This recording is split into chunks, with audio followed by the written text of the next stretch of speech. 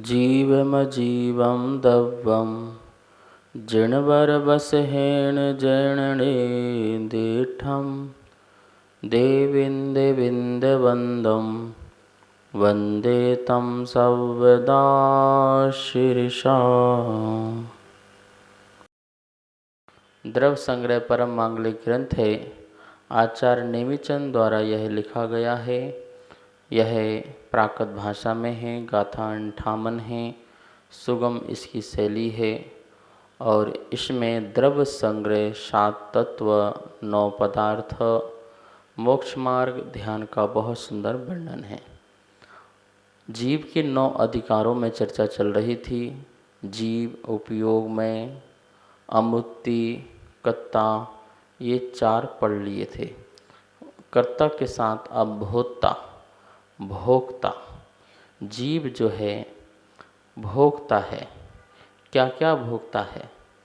कर्मों के फलों को भोगता है, शुद्ध भावों को भोगता है। इसे भोक्ता कहा गया है। जो करेगा सो भोगेगा। ये संसार का नियम है। इस नियम को कौन तोड़ सकता है? जब आप करने वाले होंगे तो आप भोगने वाले भी होंगे। इस बात को बिल्कुल मन में रखना। जो करेगा वही भरेगा। ऐसा नहीं हो सकता है कि करे कोई और भरे कोई, कर्ता कोई हो और भोक्ता कोई हो।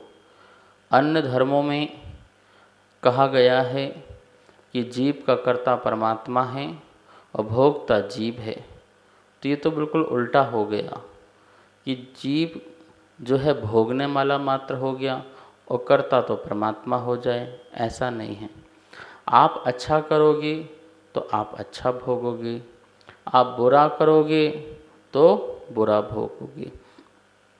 पुण्य रूप परिणाम करोगे तो पुण्य का बंध बंधेगा, पाप रूप परिणाम करेंगे तो पाप रूप का बंध बंधेगा। तो ये दोनों कर्म बंधेंगे और इन दोनों कर्म का जब उदय आएगा तो फल कौन भोगेगा? देखिए, एक बच्चा एग्ज़ाम देता है, परीक्षा देता है, तो उसका परिणाम उसको मिलता है। अच्छा एग्ज़ाम देता है तो अच्छा परिणाम मिलता है, बुरा एग्ज़ाम देता है तो बुरा उसको फल मिलता है। मतलब पास और फेल। परीक्षा दे और परिणाम न मिले ऐसा हो नहीं सकता। फल न मिले ऐसा हो नहीं सकता। या तो पास का फल मिलेगा या फिर फेल का फल मिलेगा, पर मिलेगा ज़रूर। उत्तीर्ण अनुत्तीर्ण वह होगा ही होगा। ठीक है ना?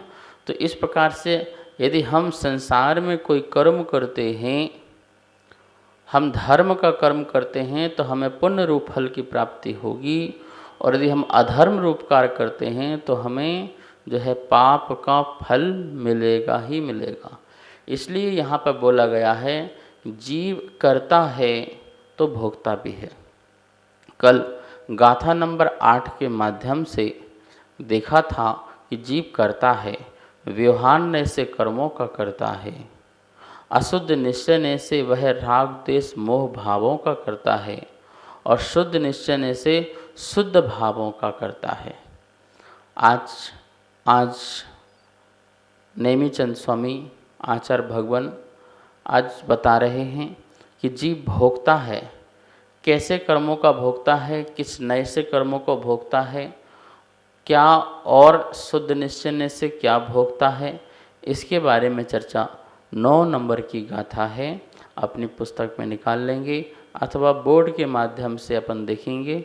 आइए सबसे पहले गाथा का उच्चारण करते हैं और अर्थ भी समझते हैं। द्रव्य संग्रह गाथा नंबर 9।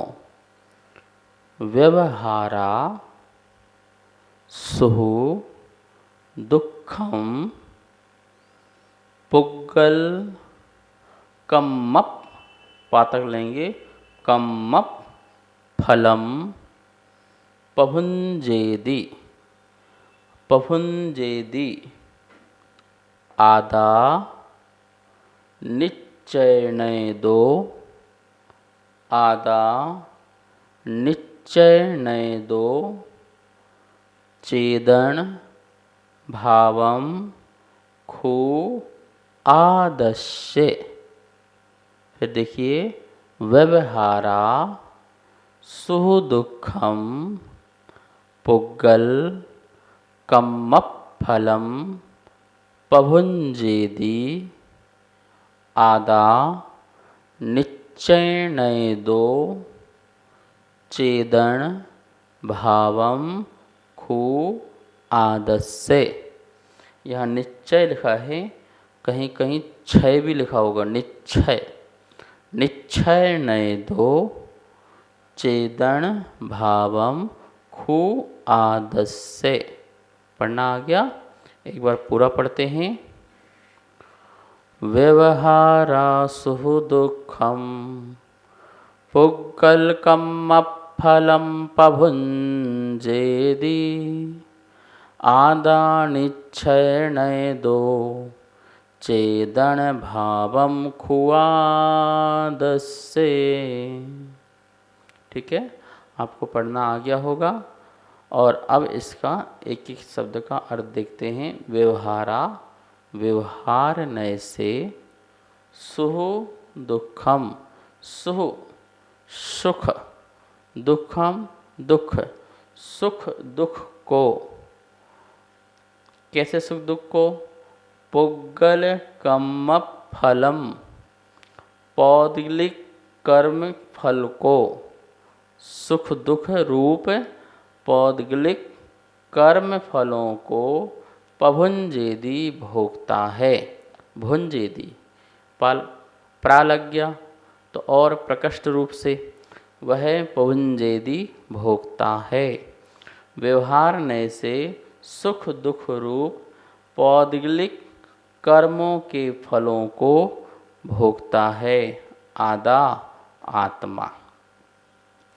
निश्चय नय दो, निश्चय नय दो, निश्चय नय से आदा आत्मा, आदस्य आत्मा के, चेतन भावम चेतन भावों को पभुंजेदि भोगता है। खू खू मतलब और, ठीक है ना। व्यवहार नय से सुख दुख रूप पौद्गलिक कर्म के फलों को भोगता है। खू और आत्मा। निश्चय नय दो, निश्चय नय से आदस्य आत्मा के, चेदन भावम चेतन भावों को पभुंजेदि भोगता है। इस प्रकार से यहाँ पर अपन ने गाथा का अर्थ देखा। अब देखेंगे अन्वयार्थ एक एक शब्द का।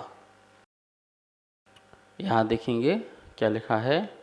आदा आत्मा, व्यवहारा व्यवहार नय से, सुह दुखम सुख दुख रूप, पुग्गल कम्म फलम पुद्गल कर्म के फल को, पभुंजेदि भोगता है। खू और निश्चय नय दो, निश्चय नय से आत्मा, आदस्य आत्मा के, चेदन भावम चेतन भावों को भोगता है। यह एक एक शब्द का अन्वय अर्थ हुआ। संसार में जो प्राणी हैं, कभी किसी पदार्थ में इष्ट बुद्धि रखता है और कभी अनिष्ट बुद्धि रखता है। यद्यपि यह शाश्वत सत्य है कि कोई भी पदार्थ इष्ट नहीं होता है और कोई भी पदार्थ अनिष्ट नहीं होता है। हमारे राग द्वेष भाव ही इष्ट होते हैं और अनिष्ट होते हैं। जिन पदार्थों से हम राग करते हैं वो हमें इष्ट लगने लगते हैं और जिन पदार्थों से हम द्वेष करते हैं उनमें हम अनिष्ट भाव रखने लगते हैं। हमारा परिवार, हमारे माता पिता, हमारा घर, इस प्रकार से उनसे हम प्रेम करते हैं तो ये हमारे लिए इष्ट हो जाते हैं। तुम्हारा परिवार, तुम्हारा घर, ठीक है ना। तो इस प्रकार से उनसे हम प्रेम नहीं करते हैं तो उनसे हमें अनिष्ट बुद्धि हो जाती है। तो ये इष्ट और अनिष्ट बुद्धि ये जीव अनादिकाल से करता आ रहा है और जिसके कारण कर्म का बंध भी बांधता रहता है। राग और द्वेष ये कर्म बंध के कारण हैं। राग जो है शुभ भी होता है और अशुभ भी होता है और जो द्वेष होता है वो नियम से अशुभ होता है। मोह तो अशुभ है ही है, लेकिन द्वेष नियम से अशुभ ही होता है। राग आचार्यों ने कहा ये शुभ भी है और अशुभ भी है। हम राग में भी इष्ट बुद्धि रखते हैं, शुभ वाले में और अशुभ वाले में। देव शास्त्र गुरु के प्रति जो हमारा अनुराग होता है वो हमारा इष्ट शुभ राग है और माता पिता परिवार आदि बंधुजनों से जो हमारा राग है वो हमारा राग अशुभ इष्ट राग है। इसके अलावा ये मेरे शत्रु हैं, ये दुश्मन हैं, मेरे ये दुख के कारक हैं, ये मुझे दुख देंगे, पीड़ा देंगे। इस प्रकार से जो परिणाम हैं वो द्वेष का परिणाम है जो नियम से अशुभ है। तो चेतन पदार्थ और अचेतन पदार्थ दोनों ही पदार्थों में इस प्रकार की इष्ट और अनिष्ट बुद्धि हुआ करती है। जो पुण्य रूप इष्टता है वह तो जीव के शुभ बंध का कारण होता है और जो पाप रूप अनिष्टता के भाव हैं वह जीव को जो है पाप रूप बंध का कारण होता है। और यह परंपरा, यह संतति जीव के साथ चिरकाल से चली आ रही है। यह जीव अज्ञानता के कारण, मंद बुद्धि के कारण, विवेक न होने के कारण, सम्यक ज्ञान का अभाव होने के कारण, स्वपर भेद विज्ञान न होने के कारण इस जीव ने ऐसे परिणाम अनादि से बंध को बांधे हैं और जिन परिणामों के कारण कर्म का बंध हुआ है, कर्म बनते रहे और फिर कर्मों के फलों को भोगता रहा। कर्म पौद्गलिक होते हैं, पुद्गल होते हैं, जड़ रूप होते हैं। बहुत सारे परमाणुओं का समूह जो है, वर्गणाओं का समूह, स्पर्धक का समूह, वो कर्म कहलाते हैं। और ऐसे कर्म वर्गणाएं जो हमें दिखती नहीं हैं। नो कर्म तो दिख रहा है, ये शरीर जो है ये नो कर्म है। शरीर जो है क्षय, पर्याप्ति और जो है आयु, श्वास, ये जो है हमको दिख रहे हैं। ये शरीर दिखता ना, श्वास भी हवा आ रही जा रही है, पता चल रहा है।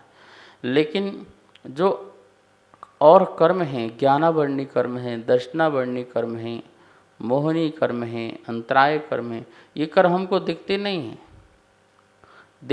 हैं, लेकिन होते हैं और जिसका प्रभाव संसार में दिखाई देता है। सभी जीवों के ज्ञानावर्णी कर्म का उदय चल रहा है संसार अवस्था में। तो देखिए किसी का ज्ञान कितना है, किसका ज्ञान कितना है। क्षयोपम दशा भी जीव की चल रही है संसार में सभी जीवों के। तो इसके कारण किसी का कम ज्ञान है, किसी का और कम है, किसी का और कम है, किसी को बहुत ज़्यादा है। तो ये जो है व्यवस्था हम मोटे रूप से देख सकते हैं कि ये कर्मों के फल हैं जो जीव भोग रहे हैं। नाना जीवों की अपेक्षा देखो कितने प्रकार की कर्म की श्रृंखला बन जाएगी। वर्तमान में कितने जीव हमारे सामने हैं और सबके ज्ञान को आप देखते हो, सबके देखने का दर्शन आप देखते हो। कोई आँखों में चश्मा लगाता है, कोई लेंस लगाता है, किसी को नंबर बढ़ गया है, किसी को कम है, किसी को ज़्यादा है, किसी को अच्छा दिखता, दूर का दिखता। बोले ये सब क्या है? ये सब कर्मों का उदय है और जीव इन कर्मों के उदय को भोग रहा है। अच्छा कर्म किसने किया भाई? इष्ट अनिष्ट में भाव किसने रखे? जीव ने रखे। उस भावों के कारण ऐसे ही कर्म वर्गणाएं जो हैं, लेयर जो है आत्मा से आकर के ठहर गई और जब वो धीरे धीरे धीरे जाएंगी तो अपना कर्म फल जीव को दे कर के जाएंगी। ऐसा हो ही नहीं सकता है कि कर्म अपना फल न दे, अपना रिजल्ट न दे, नियम से देगा। उन कर्मों में सत्ता में रखे उत्कर्षण अपकर्षण हो जाए, ये बात तो हो सकती है। संक्रमण भी हो जाए, ये भी बात हो सकती है। लेकिन वो किसी न किसी रूप में कर्म उदय में आएगा ही आएगा और जीव को फल देगा ही देगा। इसलिए आचार्यों ने कहा है कि भैया व्यवहार नय से ये पौदलिक कर्मों को, ज्ञानावरणादि जो पौदलिक कर्म हैं, इनको भोगता है। और निश्चय ने से यह जो है पौदलिक कर्मों को नहीं भोगता है, यह तो चेतन भावों को भोगता है। जो जीव का चेतन शुद्ध ज्ञान, शुद्ध दर्शन चेतन भाव है, उसी चेतन भाव को यह भोगता है। देखिए यहाँ लिखा है भोक्ता, पदार्थों का भोक्ता, अनुभव करने वाले को भोक्ता कहते हैं। जो अनुभव करता है उसे भोक्ता कहते हैं। सुख किसे कहते हैं? सातावेदनी कर्म के उदय से आत्मा की आह्लाद रूप, आनंद रूप परिणति अथवा निराकुल परिणति को सुख कहते हैं। दुख किसे कहते हैं? असातावेदनी कर्म के उदय से आत्मा में वेदना, पीड़ा रूप परिणति को दुख कहते हैं। तो देखा आपने, ये जीव भोगता है, व्यवहार नय से पर पदार्थ को भोगता है। ये भोजन करते उसको भोगता है, घर को भोगता है, सबको भोगता है। ये व्यवहार नय है।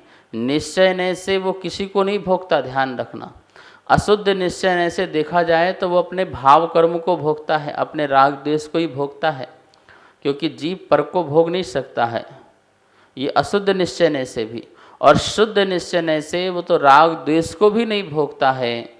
वह तो मात्र और मात्र सिर्फ और सिर्फ अपने शुद्ध है चेतन भाव को भोगता है, चेतन भाव को भोगता है।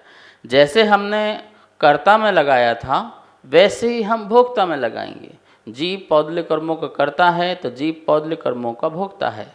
जीव जो है राग द्वेष भाव कर्म का करता है तो जीव राग द्वेष भाव कर्मों के फल को भोगता है।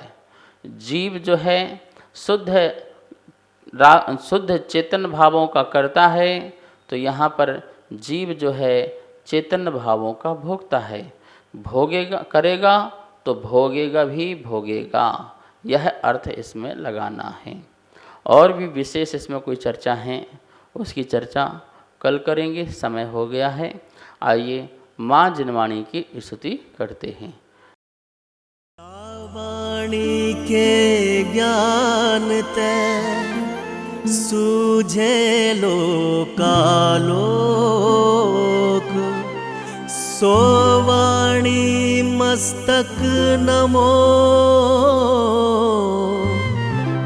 सदा देत हूँ धोक, सदा देत हूँ।